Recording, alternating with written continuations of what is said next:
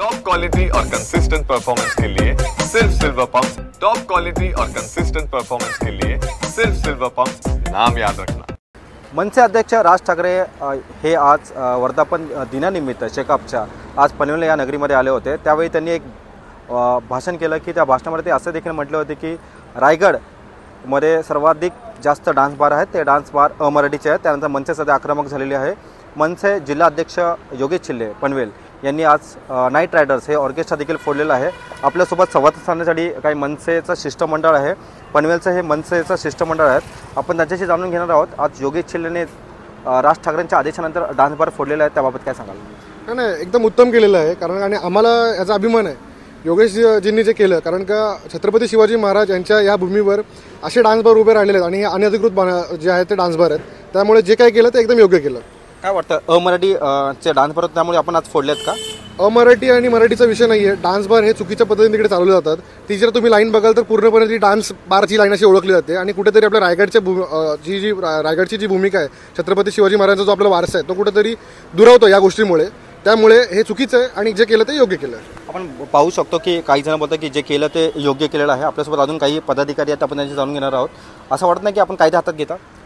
कायदा घ्यायची गरज लागली तर महाराष्ट्र सैनिक नक्कीच घेणार। पण काय होतंय, रायगडमधले युवा पिढी या डान्सबारमुळे बर्बाद होत चाललेली आहे। उत्माद मांडला या डान्सबारवाल्यांनी।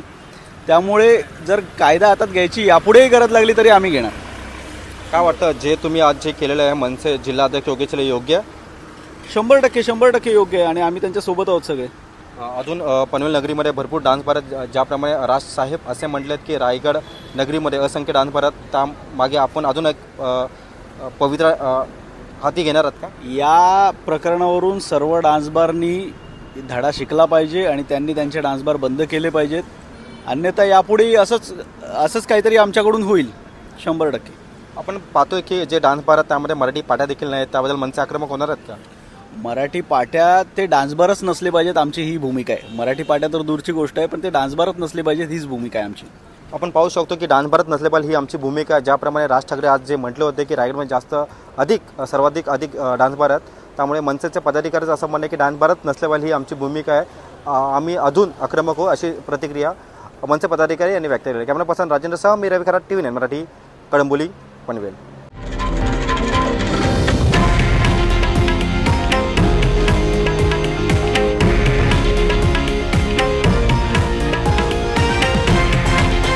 हे आहे देशातील नंबर 1 न्यूज नेटवर्क आणि आपण पाहत आहात TV9 मराठी, एकमेव।